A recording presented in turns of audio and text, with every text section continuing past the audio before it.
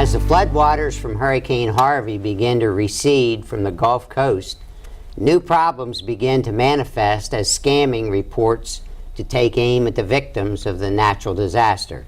Jim, what can you tell us about these scams? And are they any different now than they've always been? No, they're not. Out of chaos comes opportunity, especially for those that perhaps have a slightly jaded way of looking at life and a different theory on what it means to be an upstanding member of society. So I don't think they're any different. They may have a different form, but the bottom line is still the same. Somebody's trying to cheat somebody else, and at its core, I think that's a bad thing. I also think, though, that we are now, as a society, armed better than we've ever been to understand what charities are good and what charities are bad. There are places like Charity Watch. I saw in some of the articles that we looked at, or I looked at in preparation for this, there are a number of different places where you can go to investigate. So for me, the key is buyer or giver, in this case, beware, and make sure you do your homework on the charity that you're thinking about helping. Understand how much of that gift is going towards expenses and how much is going to actually solve the issue. Let me ask you a question, Colin. Yes, sir. Is the oil company scamming us on the price of gasoline? Partially. I mean, you had some severe damage that was done to the refineries and really to the infrastructure, and I hate to think what happened to not only the refining capacity, but the storage capacity and the ability to load oil onto tankers.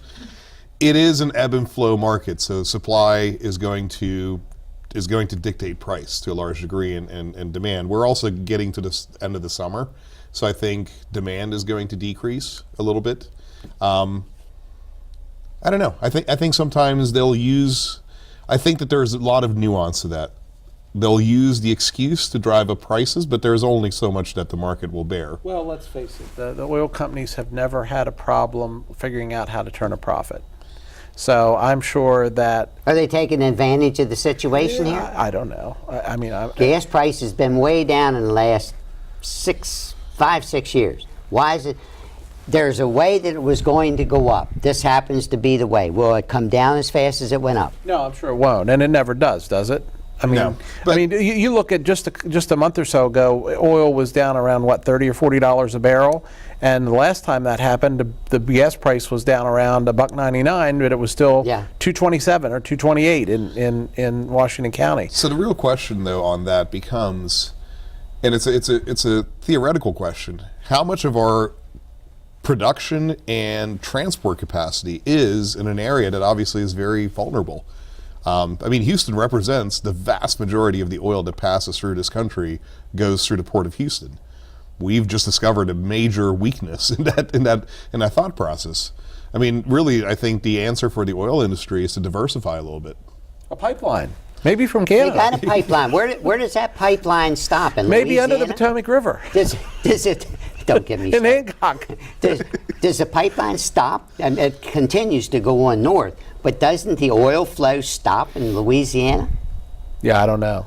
I think it does. Okay. So what happens now as we go to rebuild Houston area from Harvey, and they're appropriating the money? What's going to be changed from that Gulf Coast being battered with damage to property, damage to people, damage to homes? What's going to change in a city with that problem that has no zoning and very little planning? It's just put it up and let it be damaged, and then we taxpayers can pay for it. Yeah, I get that at some level, Ron, but there are some things, there are natural disasters. How about the little disasters? How about the ones, this is a big one, granted. How about all the little ones that happen that you really don't hear about, that they have all those problems with, and things get destroyed on the Gulf Coast?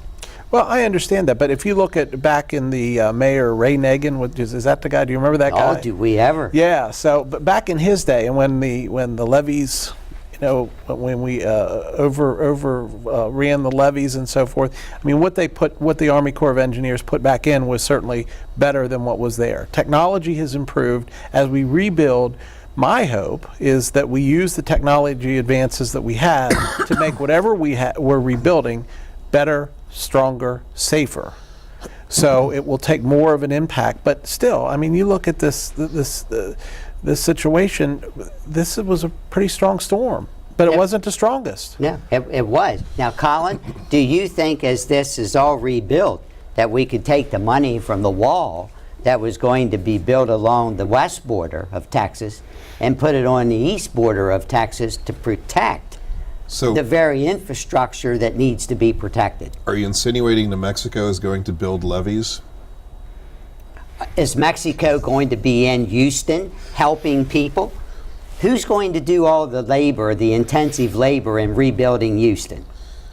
Oh, I'm sure they'll find legal people who are willing to accept those very low-wage jobs to do it. You think so? I'm anxious to hear you guys' opinion on that. Are we going to allow, with all of those billions of dollars we're putting in, that there can be no labor from outside the United States coming in to do the rebuilding? I'd be interested on where we would find that labor natively, honestly. And I've always, I've always argued that we need to have, the problem is we shouldn't be allowing these folks, and we're going on a complete tangent, but the answer is how we get these people in legally and vetted, not that whether they should be here or not. Under workers' permits and that type of thing. Which we don't give out. We're very stingy with. Jim? Yeah, I don't know, honestly. I think that extraordinary circumstances call for extraordinary exceptions to policy. So if they're needed, I think that gives us an opportunity to bring people that want to come over here in a structured manner. We make allowances for that as part of the law or part of a program. And, I think the key is rebuilding it and finding the people that can do that quickly. Rebuilding it to some kind of a code, not just rebuilding it to rebuild. Absolutely. And again, my point earlier is we take the technology advances that we have and we apply it to what we're rebuilding. You think that'll happen there? I don't know. I think historically there have been circumstances where it absolutely has happened. Well, and I think to Ron's point is that there was a complete lack of anything resembling planning or regulation. Sometimes getting smacked by a giant hurricane might force some to rethink their positions. And there certainly are other areas in this country, other than along the Gulf Coast or the southern border, where that has happened, where we've had, just look at some communities in West Virginia and Pennsylvania. You see you've had the last word on that, Jim. I'm going to cut you off now. Up next, we're back with Fast Five. Stay tuned.